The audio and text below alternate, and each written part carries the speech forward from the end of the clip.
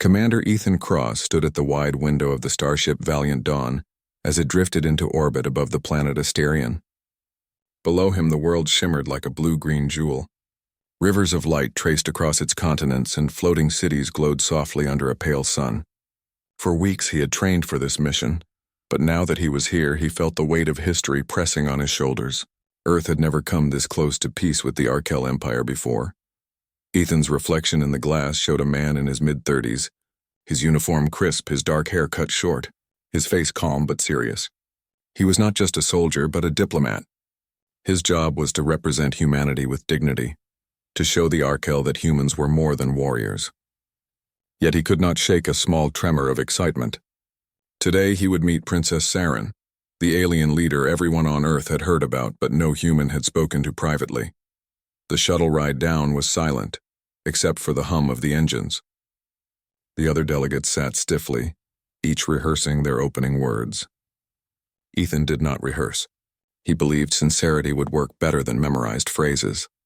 When the shuttle landed, the door slid open to reveal the Hall of Concord. It was not a hall as humans knew it.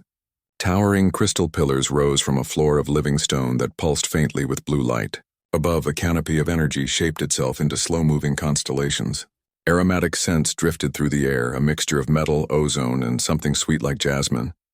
The Arkel guards wore armor that shimmered like liquid glass. Their eyes were bright, their faces elongated and graceful. They moved with the precision of dancers. Ethan walked with measured steps, following a guide toward the center dais where the royal family awaited. Princess Saren stood apart from the others.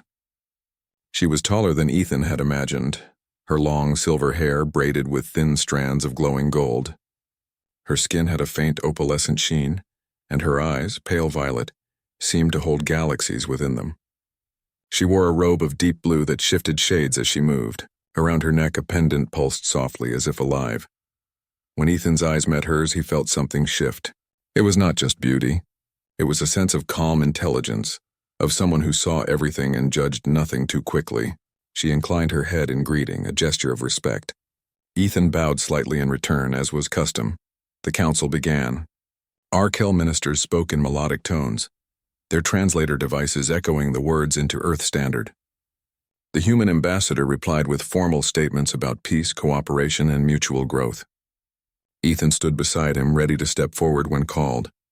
But as the talk stretched on, his gaze kept drifting towards Saren. During a recess, Ethan walked alone into the outer garden of the hall. It was a strange garden.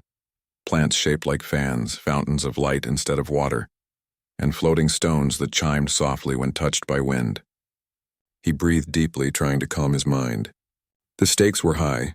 One mistake could reignite war between their worlds. Behind him came a soft sound, like silk moving across glass. He turned. Princess Saren was there, standing a few meters away. She had no guards with her. "You are Commander Ethan Cross," she said. Her voice was low but musical. "Representative of Earth's defense fleet." "Yes, Your Highness," he replied, bowing again. "It's an honor." She tilted her head. "You are different from the others. You look at this world with wonder, not suspicion." He smiled slightly. "It's a beautiful world. It deserves wonder." For a moment they simply stood, the alien princess and the human soldier, the quiet garden surrounding them. Ethan found himself speaking before he thought. "Do you believe our worlds can really live in peace?" Her eyes glimmered. "I want to believe. But there are forces here and on your world who profit from war. They will not yield easily." Ethan nodded. He understood too well. "Then maybe we have to show them something new." She looked at him more closely, and for a heartbeat he felt her gaze pierce through his thoughts. Yet it was not unpleasant. It was like being truly seen. Later, when the talks resumed, Ethan returned to his seat but could not focus. He kept thinking of Saren's eyes, of the soft strength in her voice.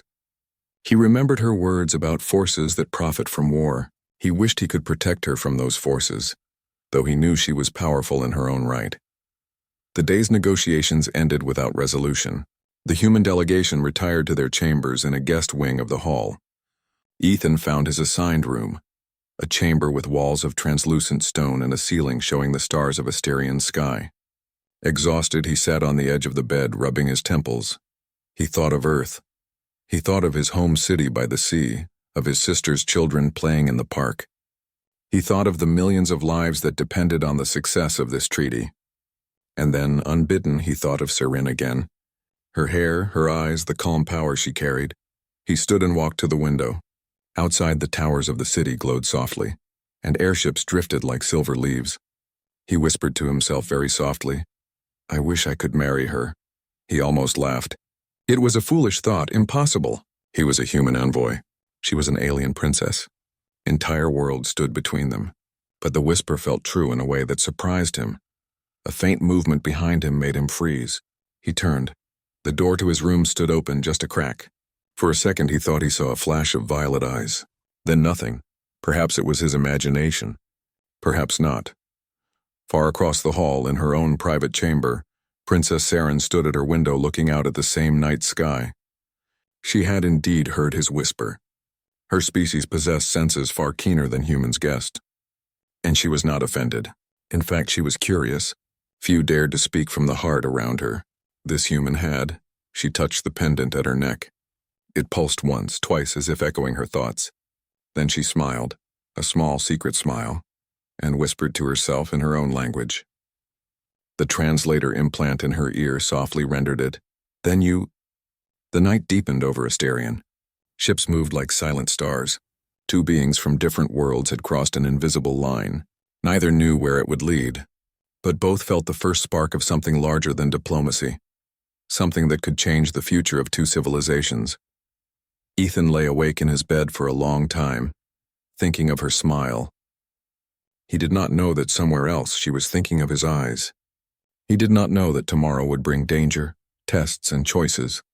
He only knew that in a hall of crystal and light, he had met someone who made the whole galaxy feel alive again. And in that quiet night, far from Earth, Commander Ethan Cross felt hope. The next day on Asterion dawned with two suns rising over the horizon. Their light struck the crystal towers, scattering 1,000 colors across the city. Commander Ethan Cross woke early in his guest chamber, still thinking about the night before. He wondered if Princess Seren had really heard his whisper, or if it was only his imagination. The thought of her violet eyes watching him would not leave his mind. He dressed in his formal uniform and walked to the Hall of Concord for the second day of negotiations. The hall looked different in daylight. Its living stone floor glowed brighter, and the floating holographic constellations above now pulsed with energy. Delegates from both worlds gathered again, murmuring about overnight incidents. Nothing serious, but everyone was tense. Ethan kept glancing across the room. Princess Seren stood with her advisors, serene and composed. When she finally met his eyes, she gave the smallest nod, almost invisible to others. It was enough to send a ripple of warmth through him. During the morning talks, the Arkle Trade Minister raised new demands about resource sharing. The human ambassador replied carefully, trying to keep tempers low. Ethan spoke only when needed, offering technical explanations about Earth's logistics.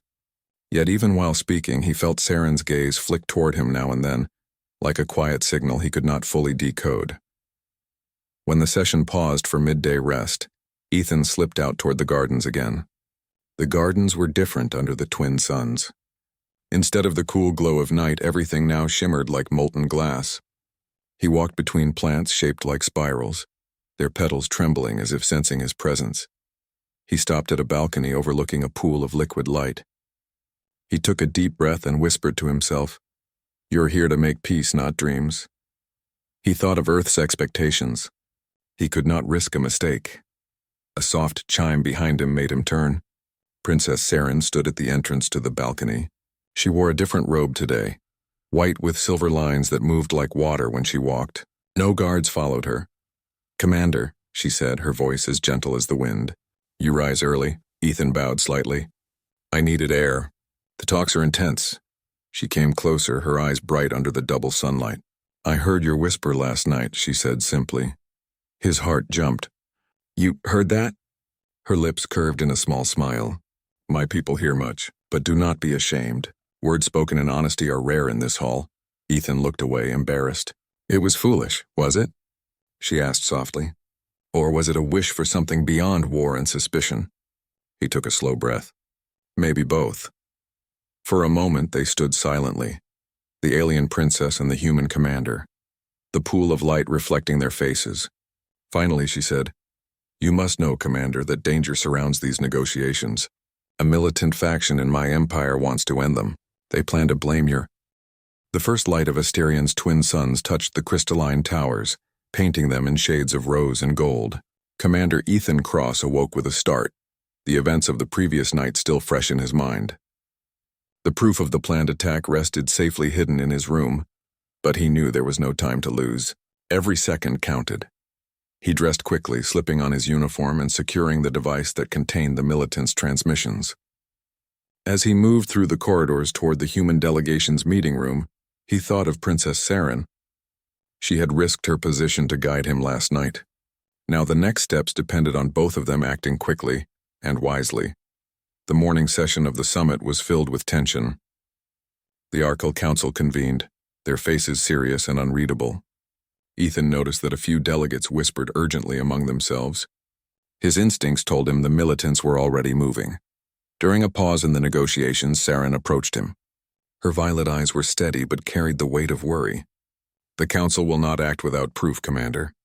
We must present it to them carefully. The attack is planned for the embassy docks at dawn tomorrow. If the wrong people see the proof first, they will try to stop us."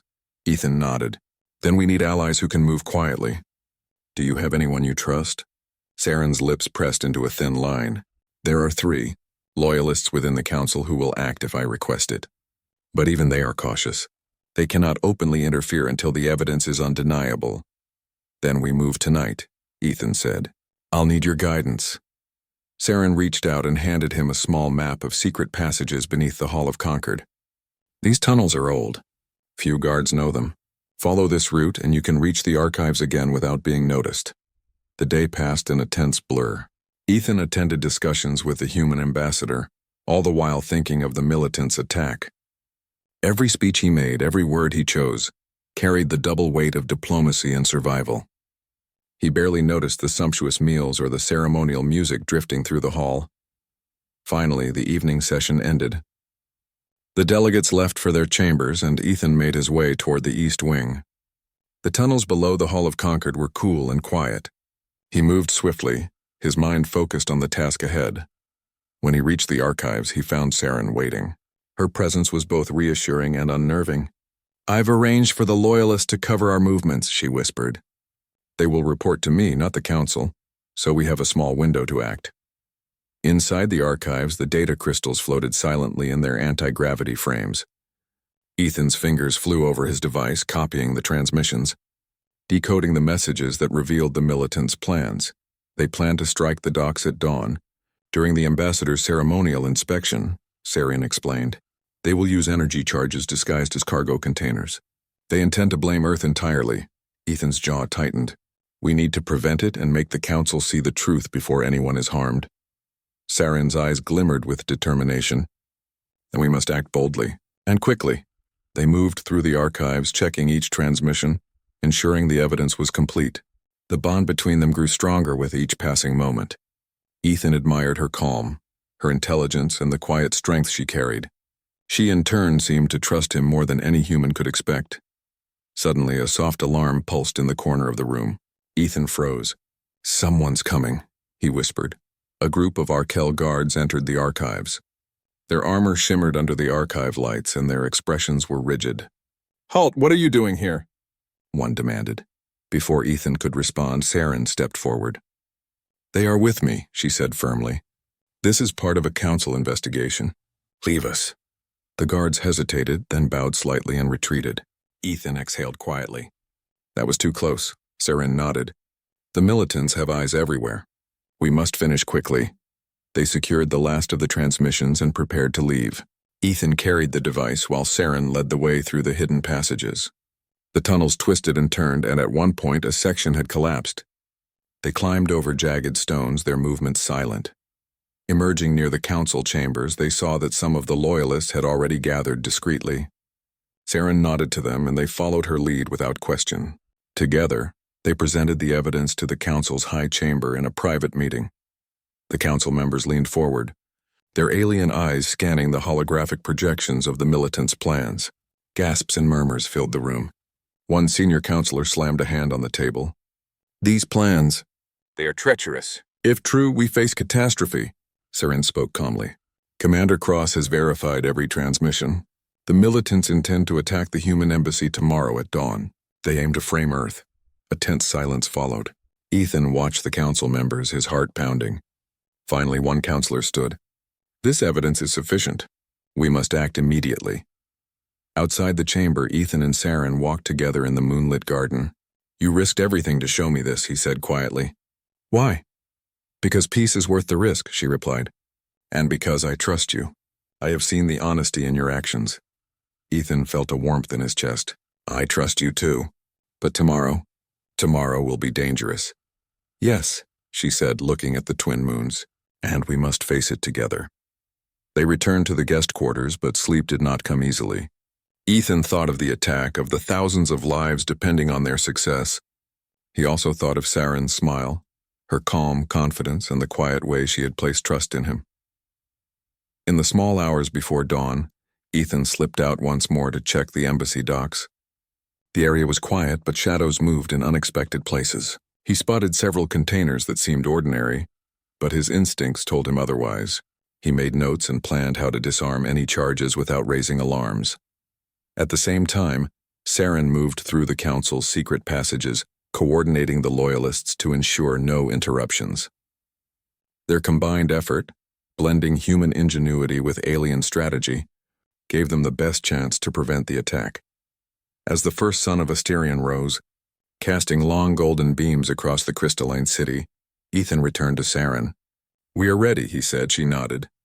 Then let us face what comes. Together. For a brief moment they looked at each other, and Ethan felt the same spark he had felt from the first night. There was more than strategy between them. There was connection, respect, and perhaps something deeper. But there was no time for thoughts of love, not yet. The city, the summit, and the lives of countless people demanded their full attention. The Hall of Crystals gleamed in the morning light. Outside, the city stirred, unaware of the danger that had been uncovered. Ethan felt a surge of determination. Humanity had brought more than technology and courage to Asterion. They had brought ingenuity, honesty, and a willingness to act even when the odds seemed impossible. And now, with the alien princess by his side, he knew they had a chance, not only to prevent disaster but to prove that cooperation between worlds could be stronger than the forces of war. The attack was coming, and the saboteurs would not wait. But neither would Ethan and Saren.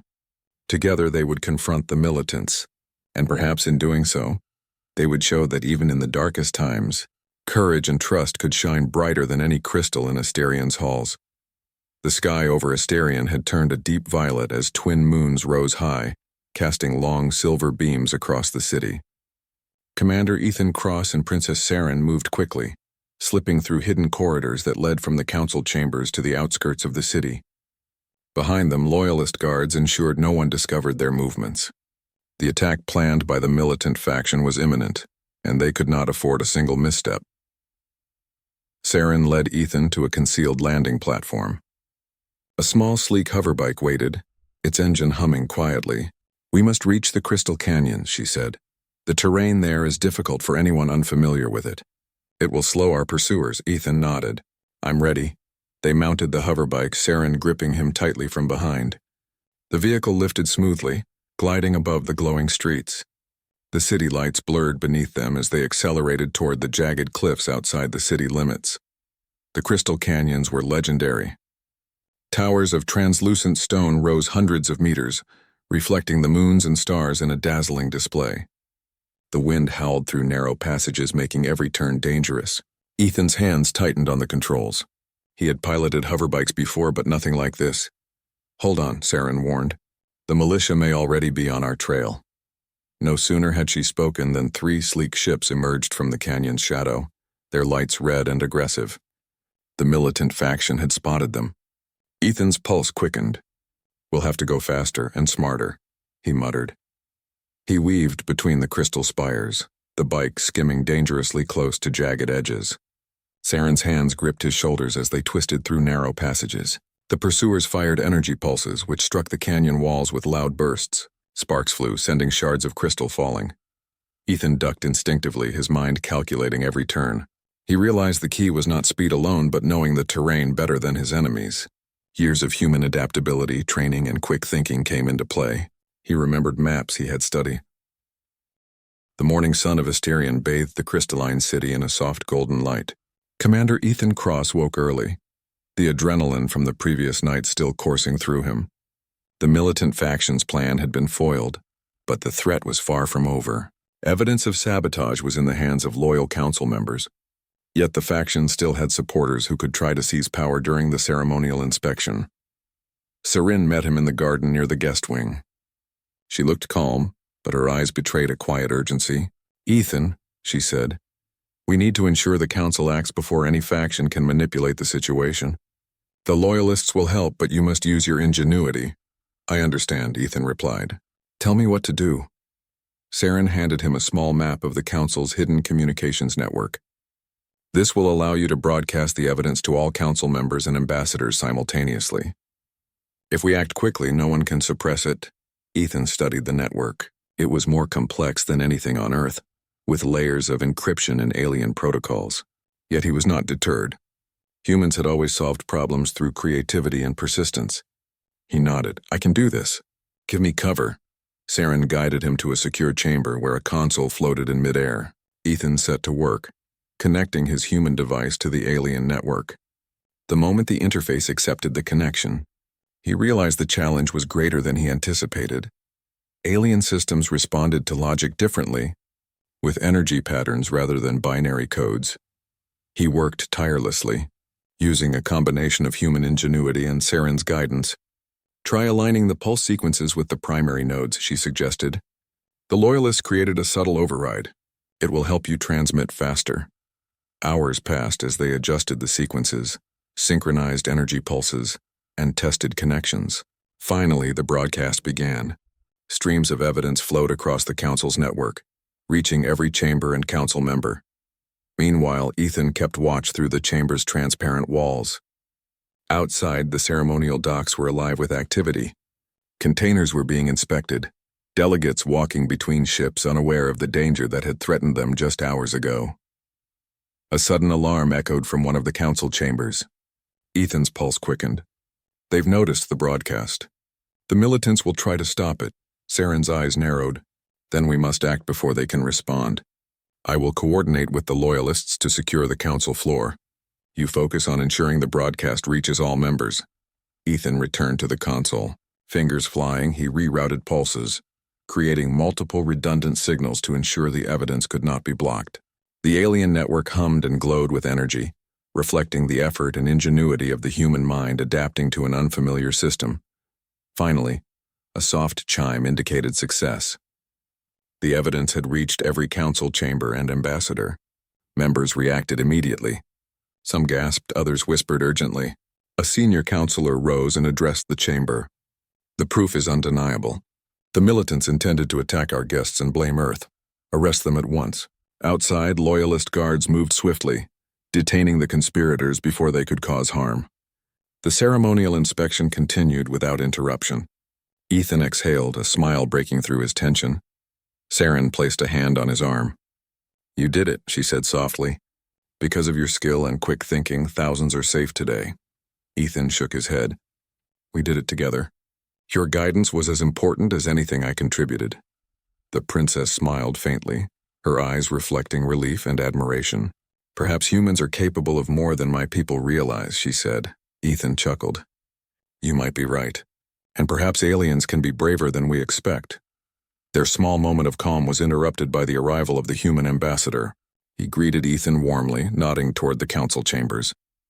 "Your quick action prevented disaster," he said. "The council and Earth delegation will remember this. You have shown ingenuity, courage, and humanity at its best." Ethan felt a surge of pride.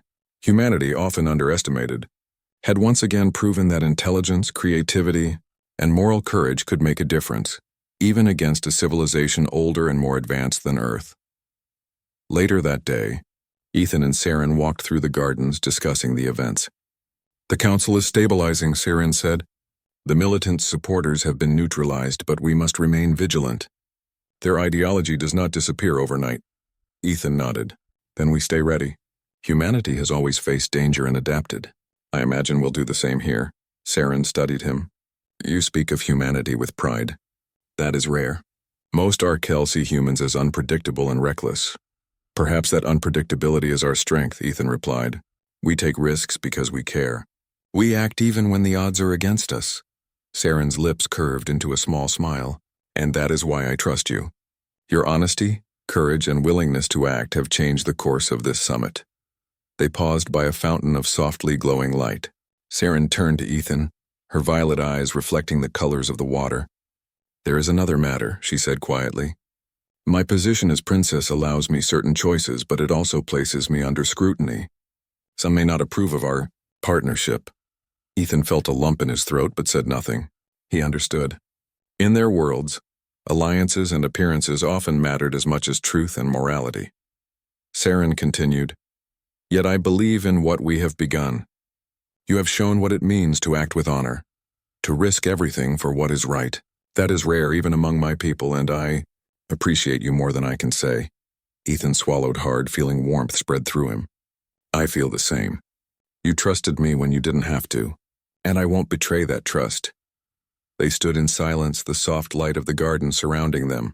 The events of the past 2 days, the danger, the teamwork, the courage, had forged a bond stronger than either had expected. As the sun set over the city, Ethan and Saren prepared for the evening session of the summit. The human delegation would address the council, presenting their perspective and reinforcing the evidence. Thanks to Ethan's broadcast and Saren's coordination, the militants' plan had failed, but the summit was not over. Every word, every gesture could influence the fragile peace. During the session, Ethan observed from a distance. He watched Saren speak to her council members, guiding them with calm authority. He noticed the respect her people showed her and the trust they placed in her leadership. And he realized that the bond between them, the human commander and the alien princess, was now more than personal. It had become symbolic. Their cooperation had prevented catastrophe, proving that humanity's traits, courage, creativity, and moral conviction could shape the fate of other worlds. After the session, Saren found him in a quiet corridor. Tomorrow, she said, we will finalize the summit. But today we have won a victory without violence. That is worth remembering, Ethan nodded, and we will be ready for whatever comes next. For a long moment, they simply stood together looking out over the city. The crystalline towers shimmered under the moons, the canals and streets reflecting light like liquid silver. Ethan felt a sense of hope unlike anything he had known. They had prevented disaster, protected countless lives, and proven that two very different species could work together for the greater good. Saren's hand brushed against his arm, a subtle yet deliberate gesture. There is more to this than duty, Ethan, she whispered. But that, we will discuss when the time is right. He smiled softly. I will wait. Whatever the future brings, I will act with honor, and I will stand by you. The night deepened and the city settled into quiet reflection. The summit had survived thanks to strategy, courage, and collaboration. The HFY spirit of humanity, the ability to adapt, to think, to act, and to care had shone brightly. Somewhere in the shadows, the remnants of the militant faction regrouped, unaware that their plans had failed. But for now, Ethan and Saren could breathe, if only briefly, knowing that together, they had made a difference. And in that quiet, under the twin moons of Asterion, two beings from different worlds shared a moment that would shape the fate of both their civilizations, and perhaps, the course of their hearts. The morning on Asterion was calm. Twin suns rose over the crystalline city, casting long, colorful beams across towers and streets. Commander Ethan Cross stood on the balcony of the council chambers overlooking the city. Today was the final day of the summit. Everything depended on diplomacy, truth, and courage. Saren joined him silently, her violet eyes reflecting the light. She wore a robe of deep indigo with silver threads that shimmered as she moved. Ethan felt his chest tighten. After everything they had faced together, the danger, the saboteurs, the long nights of planning and flight, today felt different. There was a quiet sense of resolution in the air. You look ready, Saren said softly. I am, Ethan replied, but I could not have done this without you. She smiled faintly. You acted with courage, intelligence, and honesty. You showed what humans can do when they refuse to give up. Ethan's heart warmed. Then perhaps humanity has something to offer even to an empire older than ours. Saren's gaze held his. More than you realize, the council session began. The evidence of the militant faction had already circulated, and the leaders of the Arkle Empire examined it carefully. The human delegation followed with formal statements, emphasizing truth, cooperation, and mutuo.